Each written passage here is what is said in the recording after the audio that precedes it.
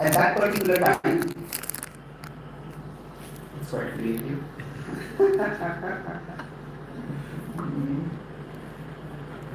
I was in America a few months ago and discussing with at a corporate program.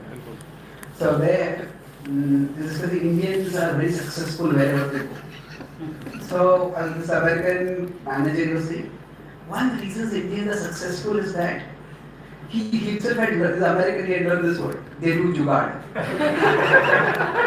If things don't work, somehow they do some jugaad and make things work. And he said that is an advantage and that's a disadvantage. Because when things are not working, they will do jugaad and make things work. But the problem is, when things can be made to work systematically, even then also they will have jugaad. So they will set up systems. If you want, I have a stand. Can you use my stand? Maybe that stand is there. Yeah.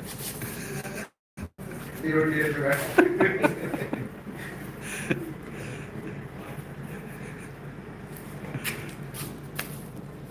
So now, so if we consider the Kauravas, they were living already in the kingdom, and the Pandavas had come back to the kingdom, and they were Kshatriyas, so they all had to learn. And Bhishma was training them to some extent, but Bhishma was busy with the royal administration. And then finally Drona happened to come to the kingdom. And each of these incidents is quite dramatic. We are not going to go into specific incidents. We want to focus on this principle of choices. He knew how brilliant Drona was. And in other sense, Drona had also been instructed by Ashwinam. And Bhishma himself had also had Ashwinam as his guru. So he was delighted. He told Drona, we can give you an entire academy over here. We will build an academy for you and you can study over here. You will teach over here. And then the Pandavas and the Kauravas, all of them started studying. And his academy became so celebrated that others also started coming over there. So we have Gurgaon now in New Delhi, it is called the Gurugram. It is a place where Duryodhana and then Drona's academy was said to be there. And there, everybody learned, everybody grew. And then among everyone, the different Pandavas grew in different skills. Duryodhana excelled in mace fighting. And Bhima also excelled in mace fighting. There had already been a rivalry between them. While both of them were equal, Bhima was physically stronger. Duryodhana tried to equal that by practicing and developing his skills, and they were intense rivals. Now, Yudhishthira became very good at spear fighting, other Pandavas became very good. But the one person who stood out in Drona's Gurukul was Arjuna. In the Gurukul was the place where extraordinary genius met extraordinary determination. In general, we'll talk about this a little later also in one of the sessions, but the Bhagavad Gita in 18.14 says, what are the factors by which action leads to results?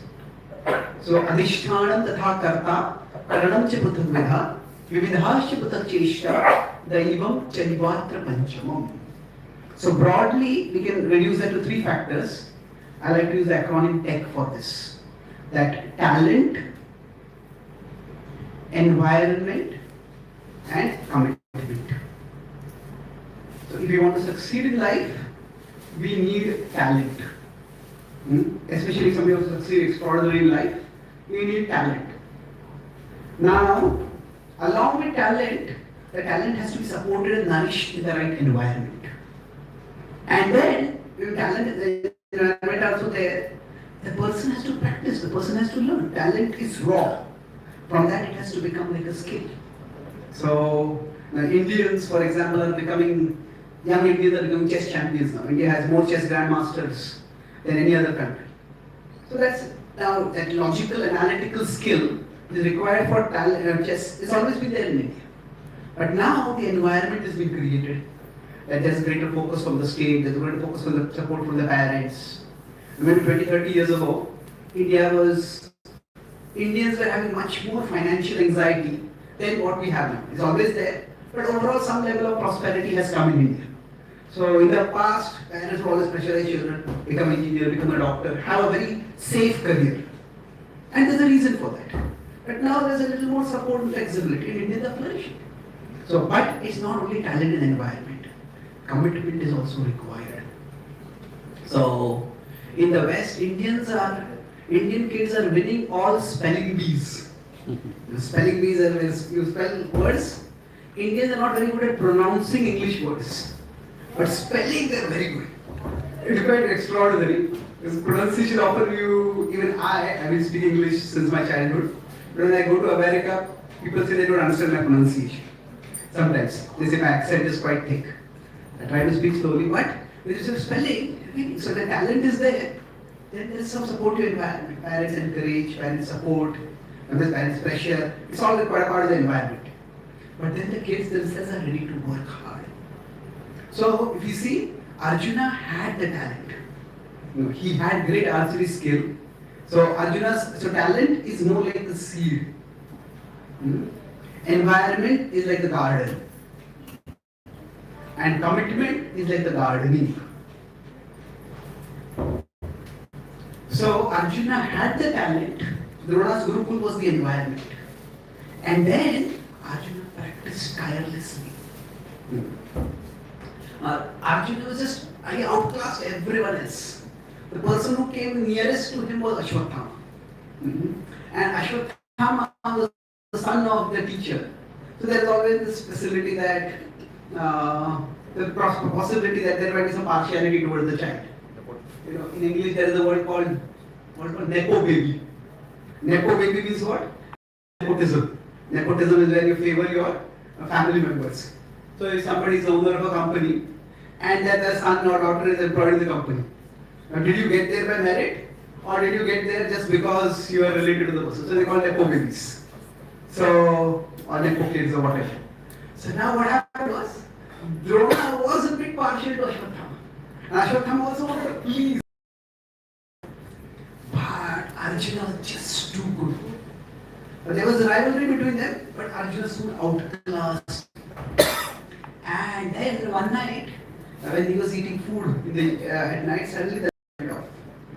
And when the lamp went off, he was eating food and he picked up the food in his hands and his hand just naturally went to his mouth. And when this hand went to his mouth and he ate it, that was Arjuna's Newton moment. Because Newton had that fall on his head and wow. So of course Arjuna came before Newton, so you could say Newton had an Arjuna moment. But either way, it is an ordinary incident. Just like Newton, an ordinary apple fell on him, it's an ordinary incident. If a monkey had been there in place of Newton, what would the monkey have done? Just picked the apple and eaten it.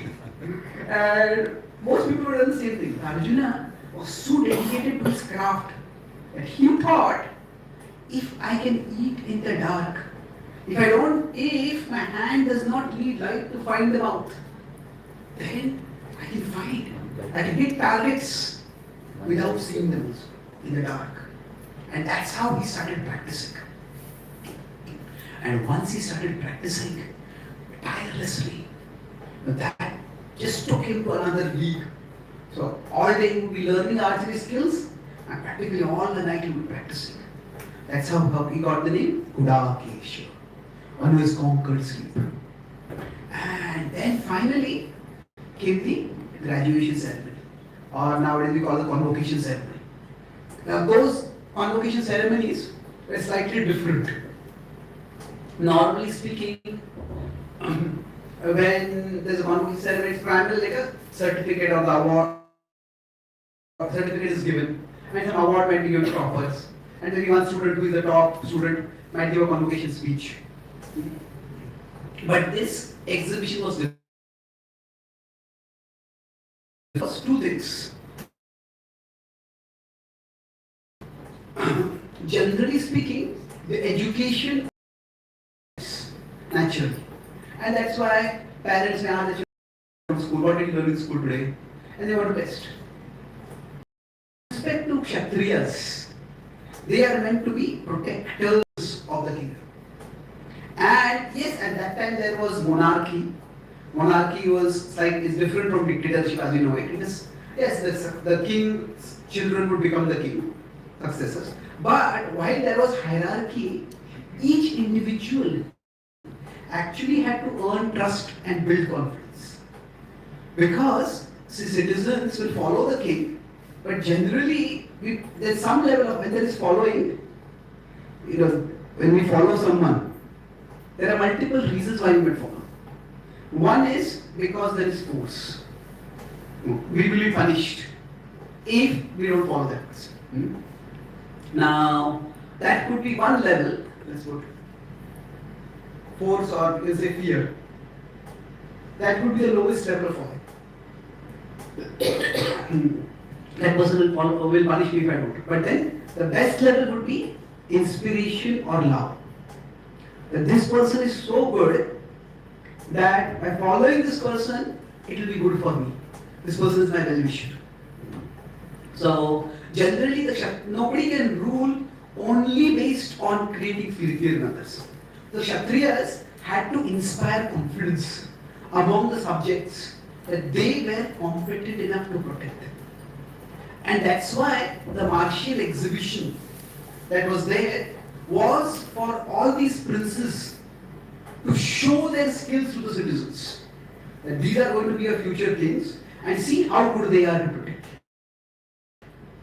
So like in many countries on their Independence Day or their National Day, there may be an Air Force exhibition, there may be a military parade. That is to show that we have competent people. And these are our skills, these are our resources, these are our personnel, and we can protect them. So this martial exhibition was like that. It was for the graduates of Drona's academy to show their skills.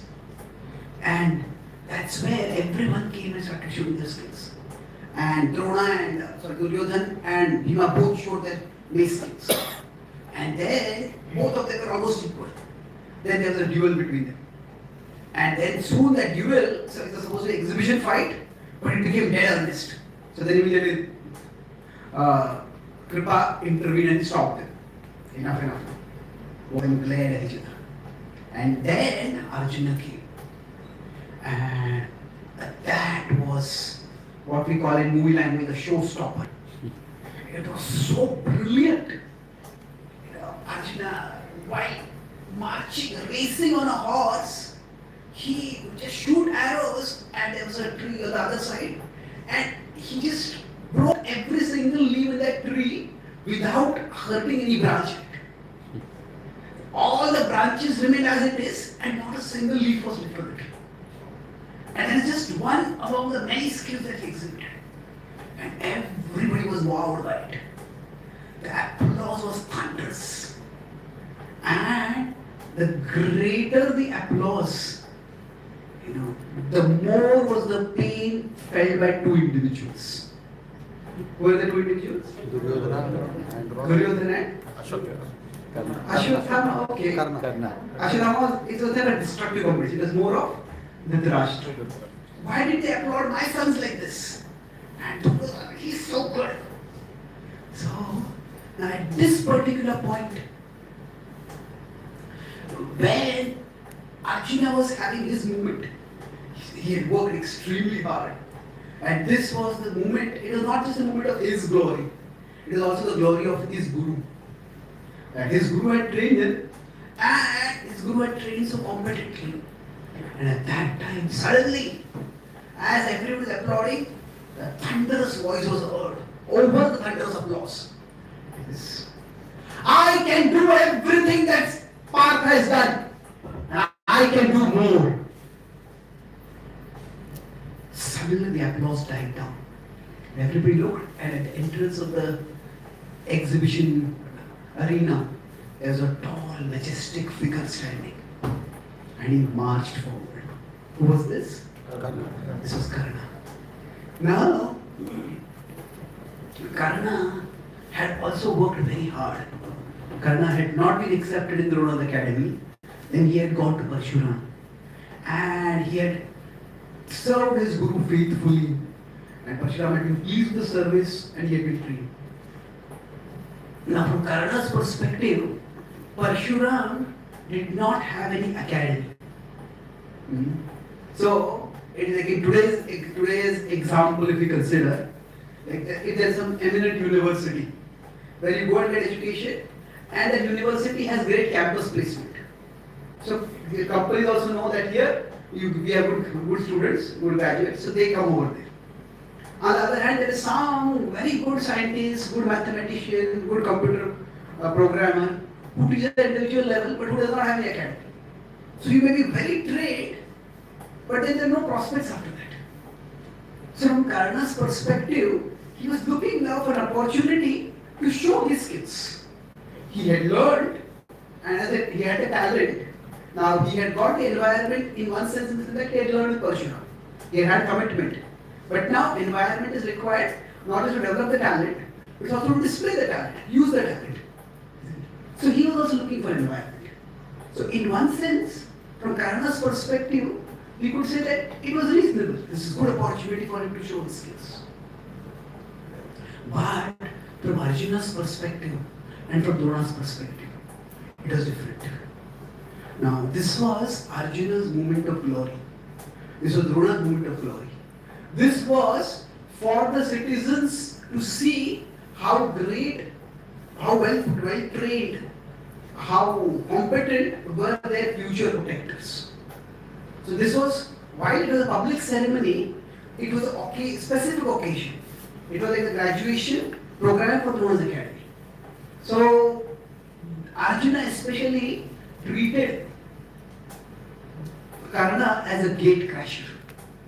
It is this person, this upstart, has come and stolen my moment. So there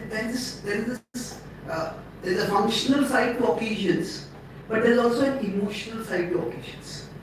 An emotional side to occasions means that, say, if there is one student, if there is a joint family, and that family, one particular young man has graduated with honors, and there is a combined occasion, and there they tell that, okay, I have graduated. And at that time, somebody else comes and says, okay, I'm going to divorce my wife, I'm going to divorce my husband. Do you have to tell it at that time? Isn't it? This is a moment of celebration, and you want to steal that moment away from that person. It's a hard-earned moment, it's a well-deserved moment, and you could have told it at some other time. So for Arjuna, it was a moment that felt stolen from him. And then Karna marched forward and says, can I exhibit my skills? So Drona was curious. Drona had known that, he recognized Karna. This was the same person who had come to my academy, I had not accepted. Yes, you can exhibit. And then Karna started exhibiting the skills. And he equaled everything that Arjuna had done. And again, the applause was incredible. Who is this person who has come? It was so astonishing in his skills. But then his starting claim had been, I can do better than what Partha has done. So he was not able to do better. So then he said, can I have a duel with Arjuna? And Arjuna immediately grabbed his bow. He said, I will teach this person a lesson right now. And it's suppose there's any talent competition, something like that there. Now in a talent competition, there is some process by which somebody can be invited to participate. So anybody can come and exhibit their skills. But here when he is asking for a formal duel, he said we need to know your antecedents. We need to know who are you. This is the arena for future protectors of society. There are future Kshatriyas who will lead society, and everyone is from a illustrious background. So now this background sometimes is pasted as, you can see this caste systems, this caste discrimination. That's one way of looking at it. Other point is that it's a question of wherever we are, we want to know the background of a person. If you're going to employ someone, you're going to have a relationship with someone, if you're going to give some role to someone, it's natural to want to go the background.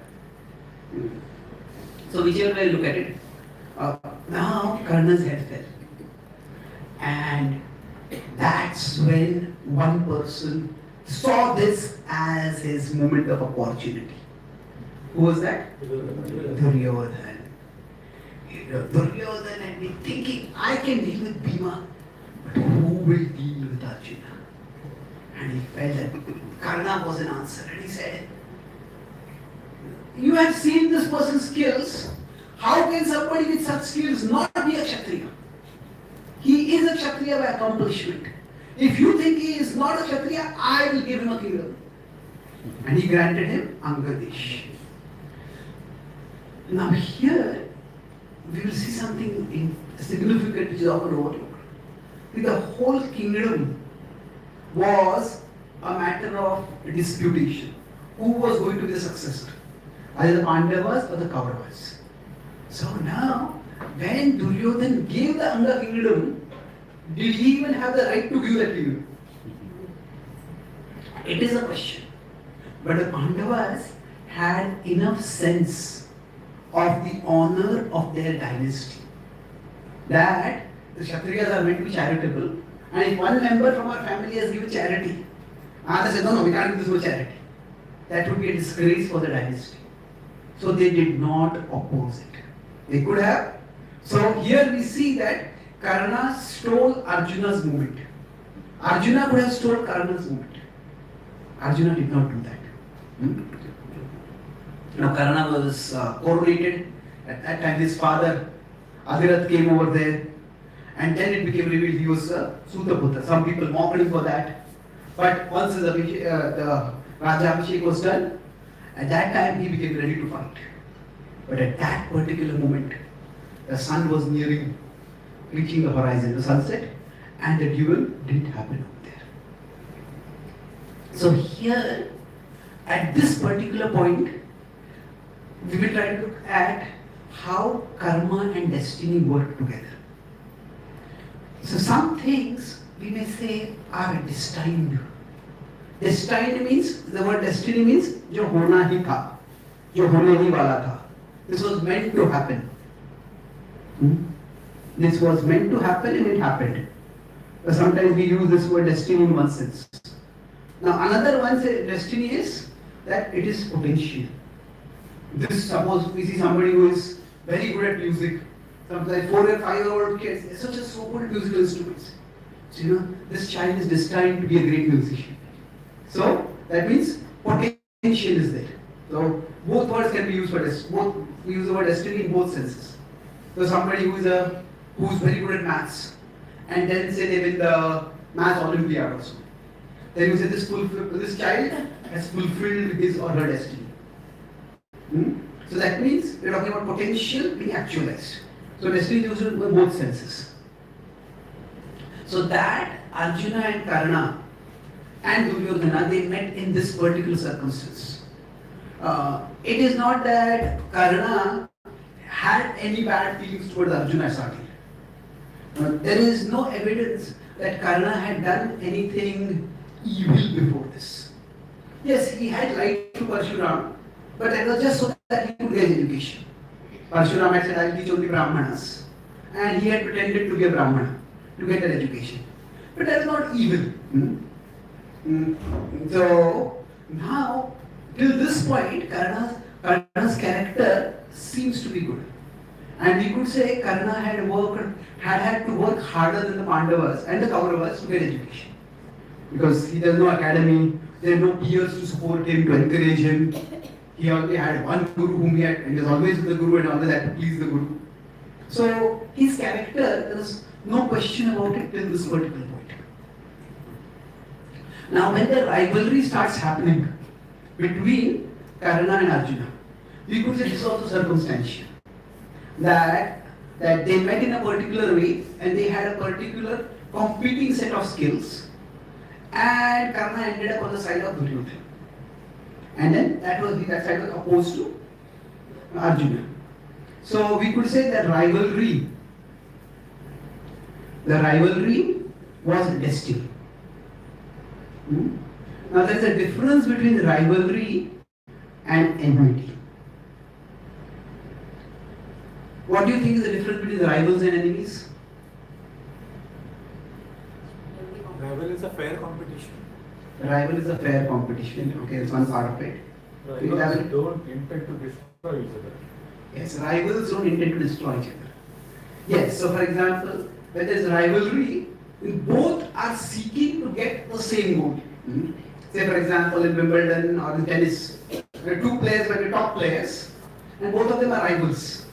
Now, off the field, they may be good friends also. So, rivals, they compete against each other, but they don't hate each other. Their purpose is, both of them are seeking the same goal. But in their enemies, their purpose is not to win a particular tournament, it is to destroy the other person. So, rivalry is constructive competition. Or it can be constructive competition. But enmity becomes destructive competition. So that Karna and Arjuna became rivals. That we could say was destiny. It just happened that way. Now this is where how things work out. What happens because of past karma, what happens because of present karma. That's what we'll try to discuss a little bit more now. At the point when Duryodhan gave Karna the Angadesh, Duryodhan is actually, he also has some abilities. I was once invited to give a talk in a college in India, and it's a bit of a leftist kind of college. So they wanted life lessons, they wanted some lessons from the Mahabharata. But they sent an email with him, don't tell some usual morality tales, tell some fresh insights. So then my talk I gave is leadership lessons from Duryodhan. And I started by talking that, I asked the audience, I can ask them, how many of you have younger siblings? Any of you have younger siblings? Okay. Everyone else has, all of you are the younger sibling? Okay. So now, if you have younger siblings, how easy is it for you to get your younger siblings to listen to you? How easy is it to get your younger siblings to listen to you and to obey you? Very difficult, isn't it? So the Duryodhana had 99 younger siblings. And all of them followed him. Now, we could say that he scared all of them, or we can say all of them are equally evil. But it's not that simple. See, even people who are evil can have differences of opinion. And he could have scared them, but again, fear alone doesn't work. Duryodhana was in some ways very good at optics, at symbolic things.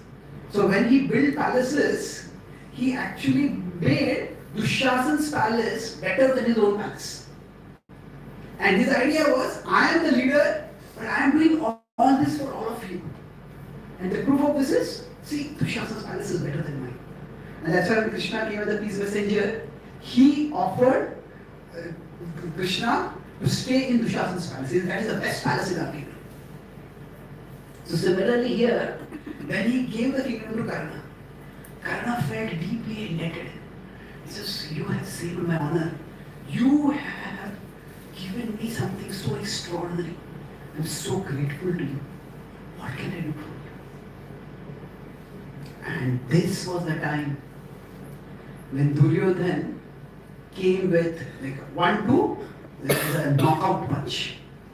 He said, I want only your lifelong friendship.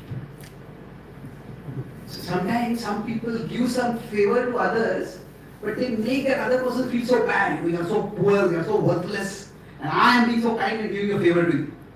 But here when Duryodhana said, I want to be your friend, I want you to be my friend, Karna was completely bowled over by that. This person, how kind is this person? He wants me to be his friend. Karna's heart was completely comprehensive. He says, that you will have till my dying breath. Now those words would extract a heavy price from Karna later.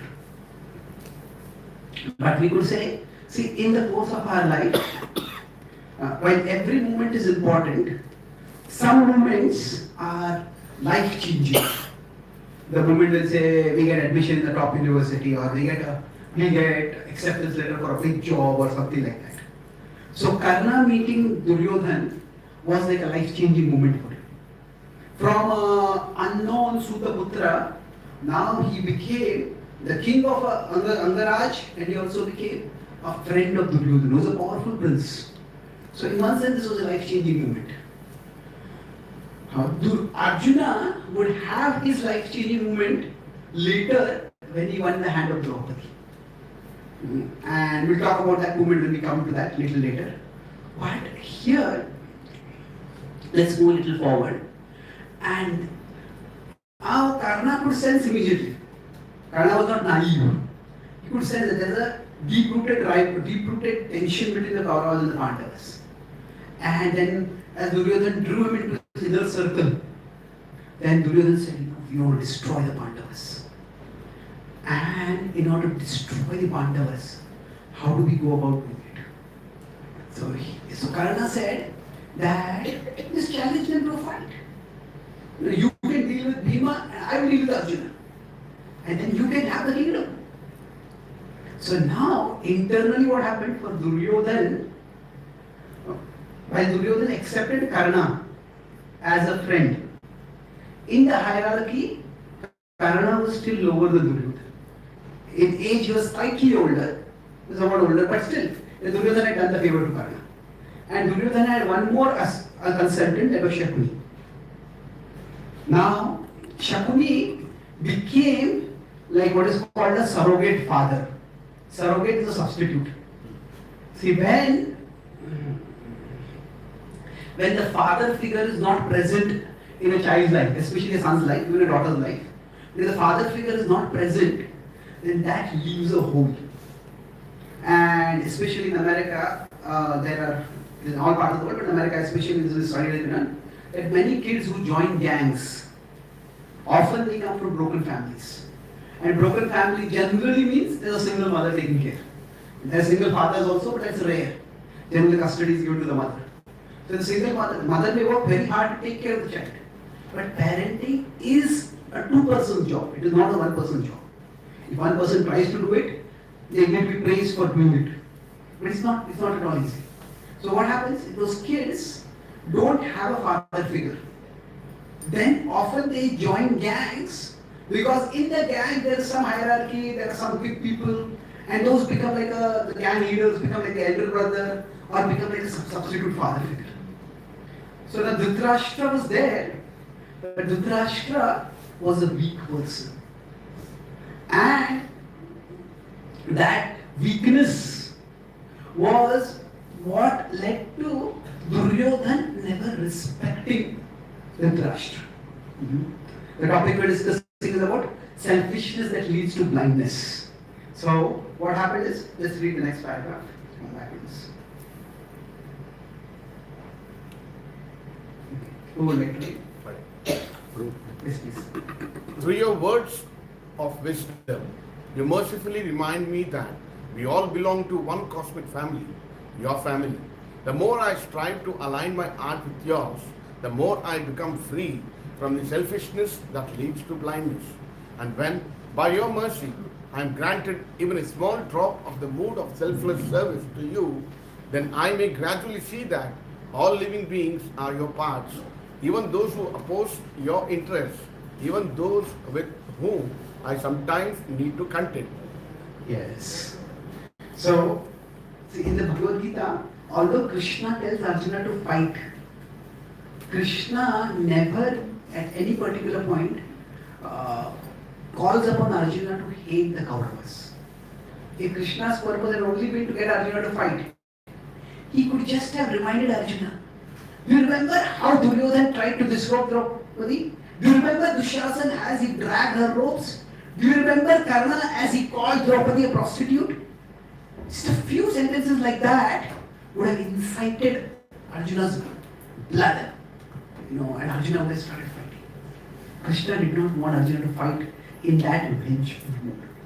The fight was not for revenge, the fight was for dharma. And that's why Krishna wanted Arjuna to fight in a proper consciousness. So, now what happened was that there is a spectrum. There is weakness and there is wickedness. So weakness means that when temptations come, that person is not able to say no to the temptations. But wickedness is where the person goes out of the way to do wrong things. That person gets joy in doing wrong things. So weakness means can't say no to temptations.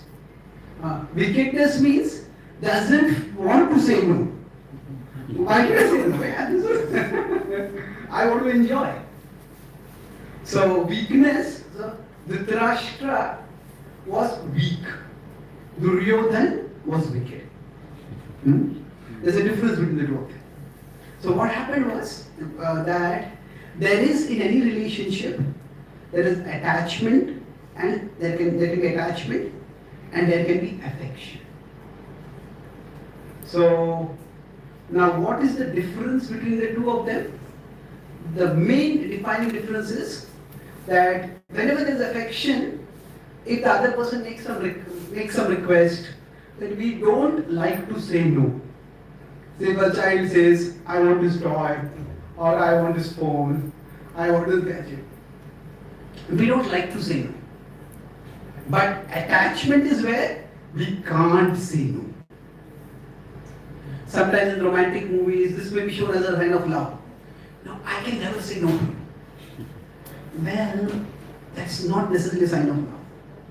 Now, if we like to say no to someone, there's not even affection over there, isn't it? But in general, for sometimes that person's good, for sometimes our good, or sometimes for the good of the relationship, we have to say no. But Dhritarashtra just could not say no. So what happens is, because Dhritarashtra would never say no, what happened is Duryodhan, I can manipulate him wherever the way I want. So Dhritarashtra was going out of his way to please Duryodhan, but Duryodhan had no respect for Dhritarashtra. Because this was like in control and manipulated. So then he did not have a father figure. So what happened? For him, the father figure became Shakuni. And what happened with Shakuni is that Shakuni told Karna, Karna, you're just like a child. You don't know how politics works. And in a war, there is no certainty of victory. It is better to defeat your enemies without war. And from Duryodhan's perspective, Shakuni was much more experienced. So Duryodhan would repeatedly listen to Shakuni. And that's how Karna went along with the plan to have the Pandavas burnt alive in Varnavrat. So basically what happened is that Karna was a good person, or at least in terms of character, but the more he became attached to Duryodhan, he would propose, let's have a straightforward fight. Duryodhan would say no. And when Duryodhan would say no, Karna would start feeling a bit insecure. I want to be a part of this group.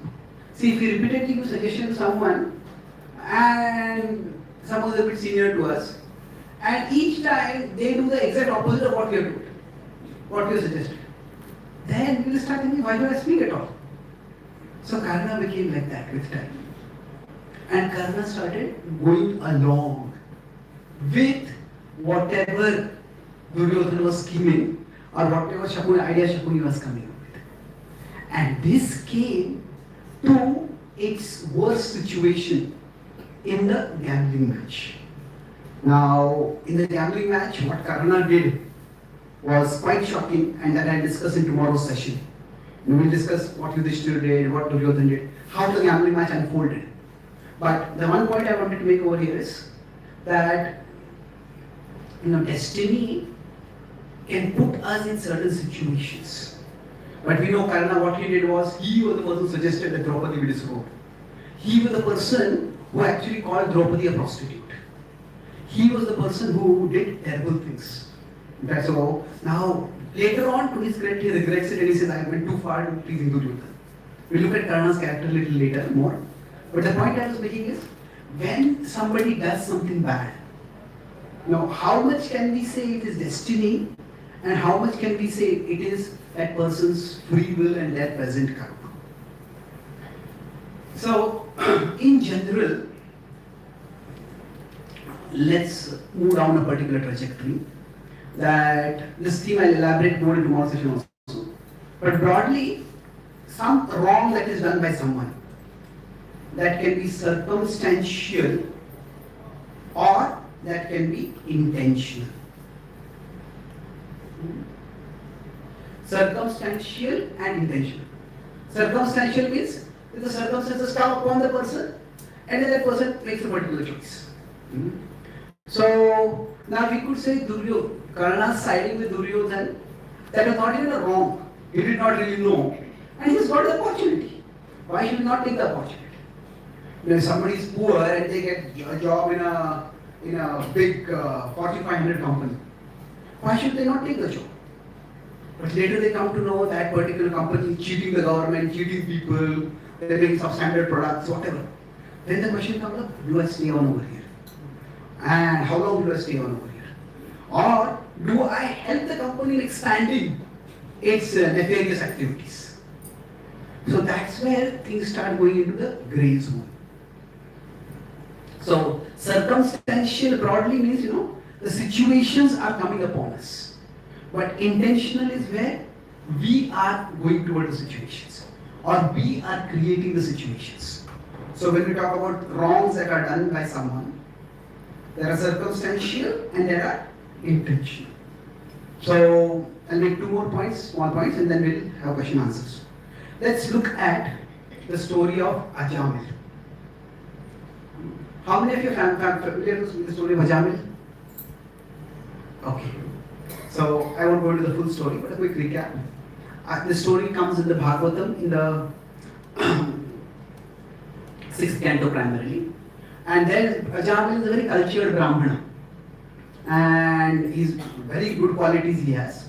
One day he is going out to collect firewood for his father's yajna ceremony, which he does daily. And that day when he's going out, he sees an obscene sight. He sees a Shudra and a Shudrani, he sees a man and a woman in an intimate position. And he sees that and he's shocked by it. He's agitated and he pulls his mind away from it, pulls himself away from it and goes away. Now his being exposed to that temptation, that was completely circumstantial. It was not that he planned to go to an area where people are doing this kind of things. Just going to a normal place and then he had that particular sight. That could be said to be circumstantial. Now he pulled himself out of that situation. Sometimes what happens is, it's like temptation comes in our mind, or sometimes our mind goes into temptation. It's like there is the mind, there is a trouble inside the mind, or the mind is inside trouble. They're two different things. So for what happened was, for him he came out of the situation, but that memory remained. And he kept replaying in his mind. And that desire, that craving became so strong for him, he said, I have to go and be with her. So he found out where that particular prostitute was and he went and he went with her. Now we could say that, so if you consider Ajamil's, the sight, that was circumstantial. Now we could say the first fall. Was that circumstantial? Well, you could say it is partly circumstantial, partly intentional. Isn't it? That he chose to go to her. Now we can say sometimes that some sight can create such a desire, that craving is unbearable and just needs some relief. The cravings can be like a fire inside and you just can't deal with it. So, okay. But the first fall, we can say it is circumstantial. But then, it was not enough. I want to go to her again and again. And then eventually decided that I don't want to go to her, I want her to be with me. And then he rejected his chaste wife. He rejected his parents. Now nobody would want He is a Brahmana. Brahmana means he would do yajnas.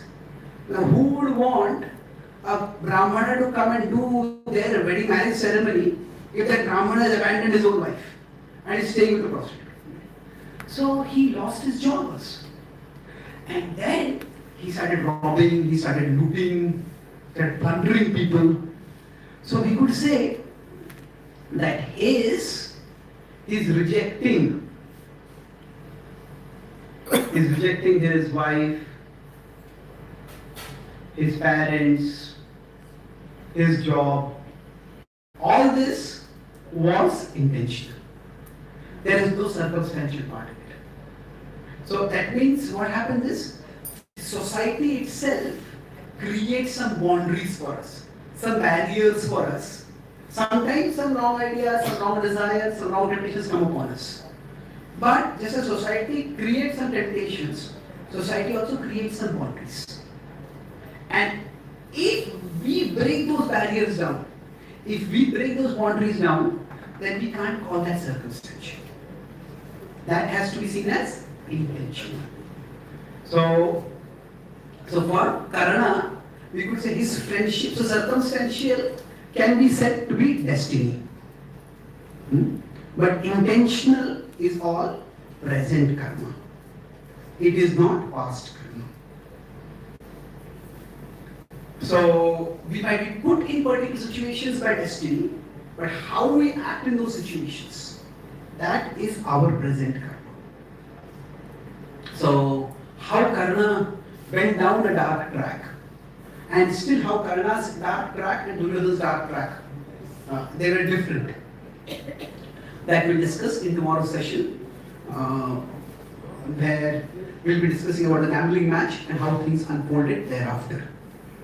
So I'll summarize what I discussed today. Today our focus was primarily on Karna and the martial exhibition. So I talked about three main points.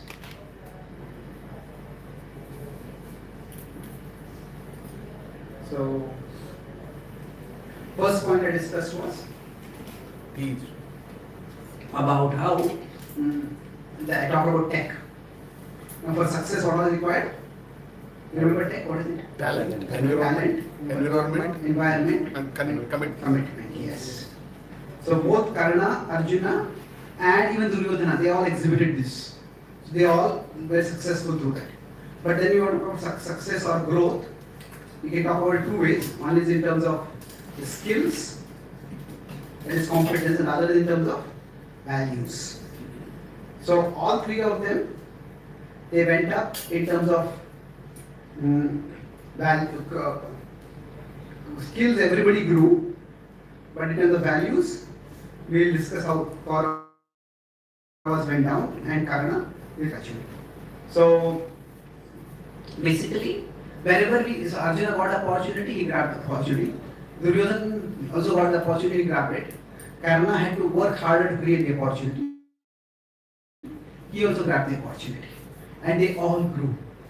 Then we talked about when they are growing, the martial exhibition. Specifically what happened? We could say everything that happened there was circumstantial. Largely, that the circumstantial was their rivalry. So what happened was that Karna stole Arjuna's movement. Although he did not intend to, Karna stole Arjuna's movement. This was his big movement, but Karna stole it. Now, Arjuna steal Karna's movement. Arjuna could have done that. Not. He could have made an issue that this is not your kingdom to give, other kingdom.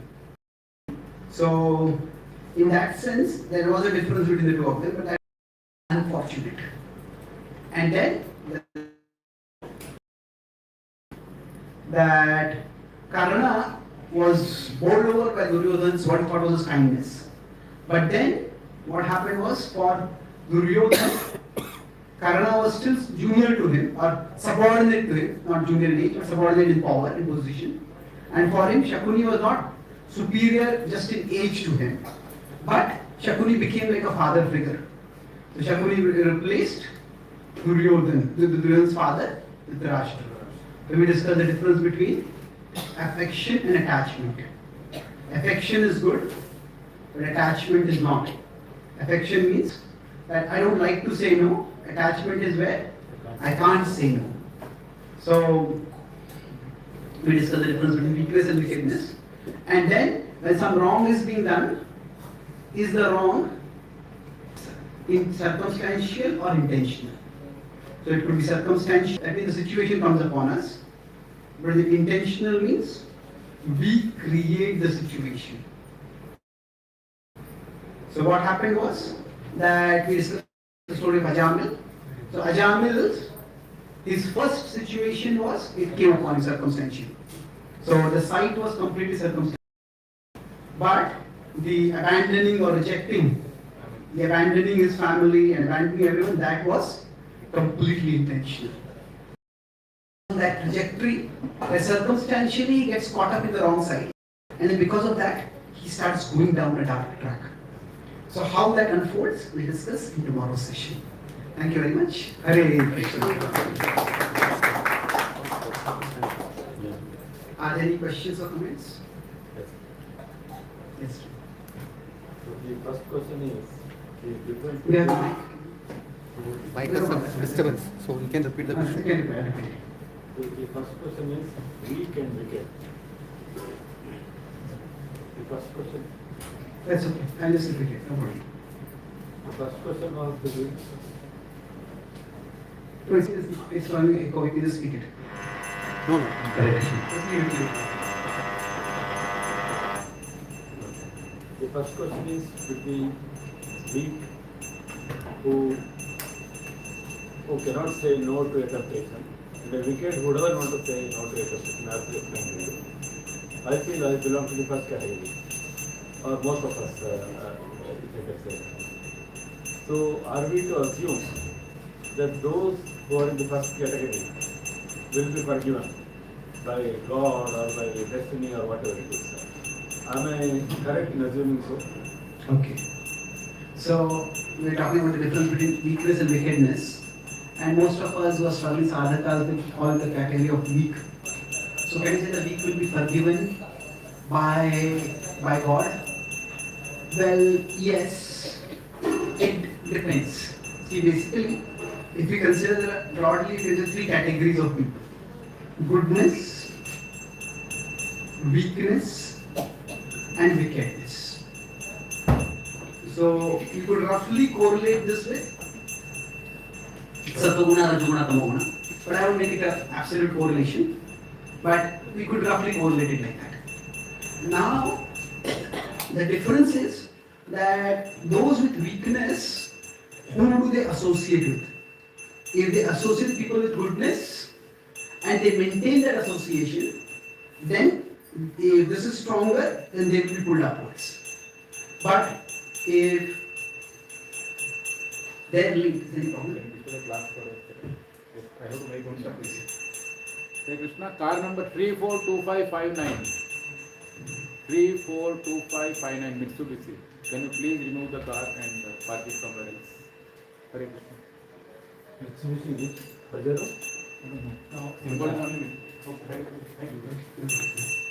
So, if that weakness gets associated with wickedness, then it becomes a problem. So, for example, if we consider in the Mahabharata the example of Kaikeyi. Now, Kaikeyi came under the influence of mantra. And she did something which was terrible. And that action led to terrible consequences.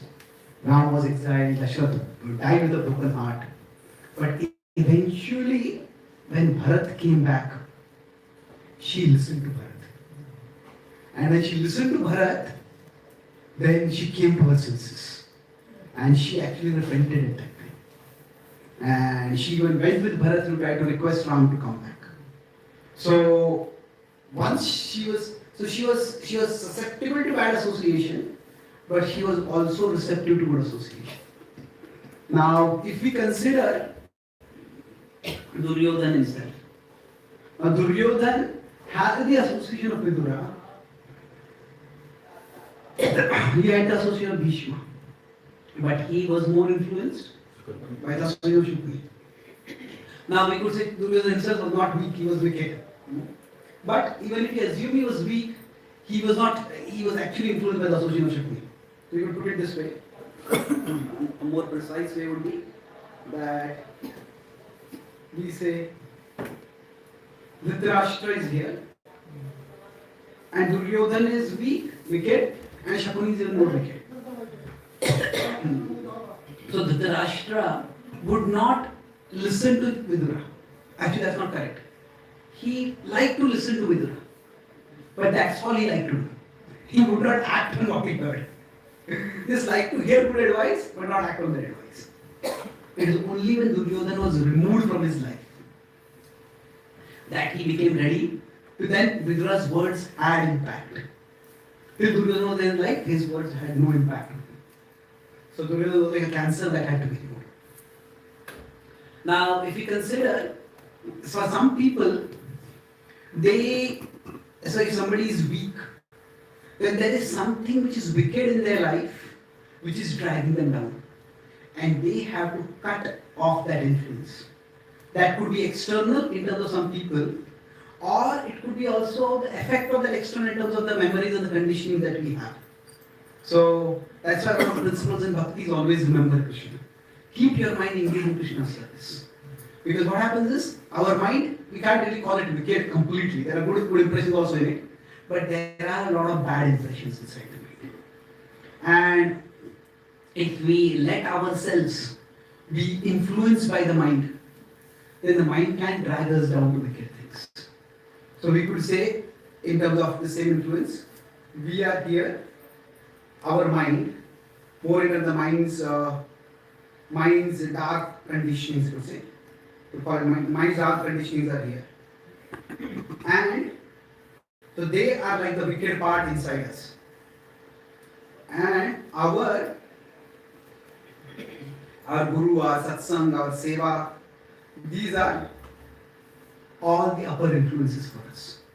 So it is, of course, Guru is translated not just in goodness, but relatively in this framework, that it is for us to decide, will we let this influence be stronger or this influence be stronger? So depending on that, it's not so much of whether we will be forgiven or not. It is eventually Krishna can forgive us, but ultimately we have to change. If we don't change, say suppose somebody attached to something, and they go back to the spiritual world. And suppose somebody likes to watch movies.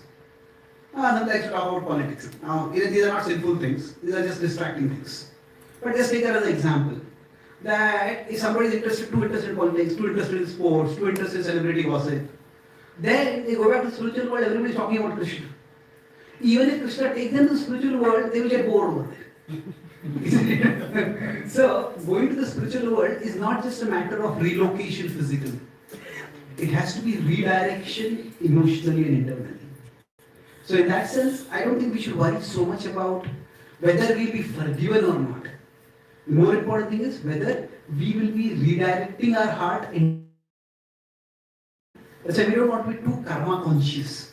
Oh, I did this bad karma and because of that I'm punished. We want my heart be turning toward Krishna in time or not. Thank you. Yes, sir.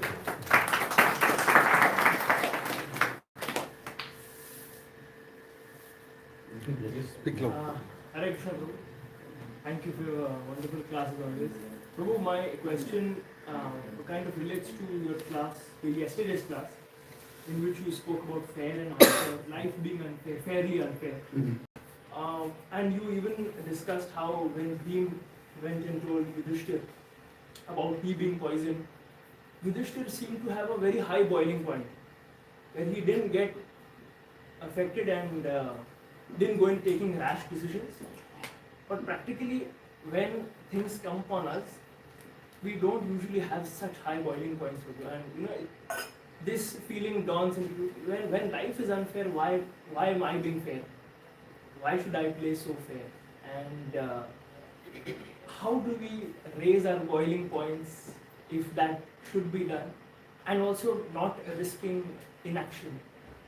And okay, yeah, चलता है, let Krishna take care of it or whatever. Maybe just one connected question for this. Like Karna's reaction to Draupadi was like he gave a bad word like prostitute. Wasn't it a trigger point for Karna when during Swayamvara Draupadi insulted him in front of Rajya Sabha?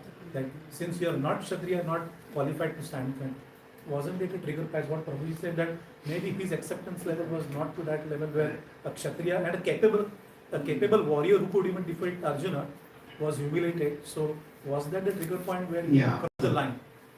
So No how questions. There are two different questions. I mean, related but different. So,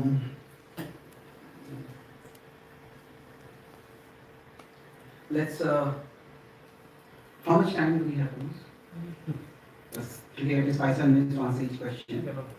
So both questions I think. 10 minutes. Okay. So let me take each question separately. So Yudhishthir seemed to have a very high boiling point. I like that word, boiling point. I would have used the word breaking point. Very good. Okay. So exploding point. So now we will discuss later whether that deciding not to take action with Duryodhana was the right thing or not. What is right and what is wrong is also not so easy to decide. But putting aside whether that was the right thing or not, let's assume that not getting provoked in particular situations is a good thing. So then how do we ensure that we don't get provoked by certain things? So this is, I have a whole class on this topic, but I'll try to quickly explain this. Let's see, Krishna talks about tolerance in the Bhagavad Gita. And that is in 2.14. Tams titikshasva bharata. Now, before this verse is 2.13. Dehinosmin yatha dehi. And that is talking about intelligence. So when Krishna is talking about tolerance, what is he saying you should tolerate?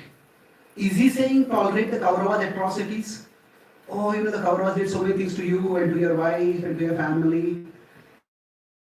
Just tolerate it all. Is that what Krishna is saying? Not at all. So, what Krishna is saying tolerance is towards having to fight Bhishma and Drona. And fight Bhishma is your elder, he is your grandfather. Fighting against him is painful. But tolerate that and continue fighting. So my point is, tolerance has to be preceded by intelligence about what to tolerate. So, when Krishna says you are not the body and the soul, the primary purpose of saying that is to tell him that you are worried about killing Bhishma and Drona, but they are souls. And they are not going to die. Because in the first chapter, Arjuna has never once mentioned fear of his own death. That's why Krishna doesn't have to assure Arjuna, oh, even if you die, you will go to heaven. So don't be afraid. That is not Arjuna's fear. So, in one sense, Prabhupada defines intelligence. Later on in the 10th chapter, 10.56 purport, he says that intelligence means to see things in their proper perspective. That means to know what are the big things in our life and what are the small things. So, and then when we talk about tolerance should be to keep small things small so that we can keep big things big. So the idea is tolerance, if we let small things become big, then that is intolerance. But on the other hand, if we let big things become small, then that will be impotence. That will be powerlessness. That will be, say, if we are having a class right now, and say there's a small baby who starts crying. Now babies cry. If I start yelling at the mother, can't you take care of your baby? What kind of mother are you? If you can't control your child, if the child is small, what are you going to do when the child is a teenager? The child will be cursed to have a mother like you. If I start speaking like that, at the end of the class, no matter how good my class will be, the audience will only remember how I yelled at the mother. Isn't it? So the baby crying would have been a small thing, but my outburst will make it into a big thing. But if suppose the baby is crying and the mother is doing nothing at all, then somebody has to tell the mother, isn't it? You take your baby outside, if she can't be quiet, you can take her outside. We want the class to go on. So tolerance doesn't mean that I'm speaking for half an hour and 25 minutes the baby is crying, nobody is able to hear the class. The class also has to go on. So what is a small thing? We keep a small thing. But what is a big thing? We want to keep it a big thing. So in that sense, tolerance has both these aspects. Keep the small things small so that we can keep the big things big. And that's why what to tolerate and what not to tolerate, we need intelligence for that. And generally it is very difficult to have that intelligence fully manifest at that particular moment itself. That's why before we need to do some homework and remind ourselves of what are the important things in our life. Say if we know we have a difficult relationship with someone and we are going to meet that person, then we have to be clear, why am I meeting this person? You know, okay, I had to discuss this particular issue, this big issue. If that person makes some snide remarks, speaks something disrespectful, as long as we get this work done, that's the important thing. Let's do this and get out of here. So if we forget what is the big thing for us, then we can go wrong in both ways. Sometimes we let the big thing become small, or we let the small thing become big. And that's why 2.15, what Krishna says is the fruit of tolerance is transcendence. Yamhina gatiyantete purusham purusharshava samadukha sukham dhiram somanattvaya kalpate. Transcendence means what? The small thing becomes so small as to become insignificant because we become absorbed in the big thing. So tolerance should lead to transcendence. Like we say, tarorapi sahishna thunadapi suvichena. The result of that is what? Kirtaniya sadavari. So if that is not happening, then we have to change the situation. So tolerance is not an isolated virtue. Tolerance has to be preceded by intelligence and it should lead to transcendence. Okay. Thank you. Now, about the question of when Karna used a foul word to describe Draupadi and he had her humiliated, could that be because he had been humiliated in Draupadi's Swayamvar? Well, yes and no. What I mean by yes and no is that yes, Karna had felt disrespected in the assembly. Now the Mahabharata, while the overall story is quite consistent, there are some areas with a slight difference. So according to some versions, it is Draupadi herself who said, I don't want him to compete. Now in some cases it's Drishtadyumna who said, he should not compete. And in some cases Madhacharya in Mahabharata Tatparnana says that when Karna was coming forward, some people started criticizing him. He's not a Kshatriya. How can he compete? But nobody stopped him. He competed, but because he felt so agitated that people were questioning and criticizing him, he missed the target. Now even if we accept the mainstream version that he was stopped, and let's assume Draupadi stopped. But still, we have to consider that the underlying principle is it's a Swayamvar. So Swayamvar literally means it is for the princess to choose her groom. And there may be some criteria which is set up. But ultimately it's for the princess to choose. So now she decides, I don't want a particular person to be my husband. That's her right. And now according to some versions of Mahabharata also, that when Arjuna stepped forward, Arjuna was a Brahmana guy. Arjuna asked Drishtadyumna, who was officiating the ceremony, are Brahmanas allowed to participate in this? So now Brahmanas are technically considered higher than Kshatriyas. But still Arjuna asked that question. But there is no evidence that Karna asked him to participate. So in that sense, now Karna knew to some extent that he as a Kshatriya was not accepted by everyone. So he was certainly disrespected, and that's unfortunate. But how much can Draupadi be held responsible for that? That's open to question. And even if we say that a granted Draupadi was fully responsible, Draupadi knowingly, intentionally humiliated Karna. I don't think you can call it, her purpose was not to humiliate Karna. She has to marry someone and she has to be with that person for whole life. And she wants to say no to some suitors. The purpose, there is no evidence that Draupadi had some residual anger or hatred towards Karna, because of which she wanted to humiliate him.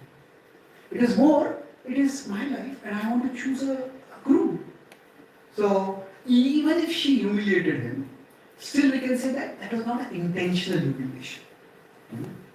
And from that, if we compare to, even with respect to humiliations or acts of disrespect, there are degrees. Not allowing somebody to participate in the competition, that's one thing, and calling somebody a prostitute or having them disrobed in public, that's a hugely different and demoniacally deadly level of retaliation. It's like sometimes there are dictators.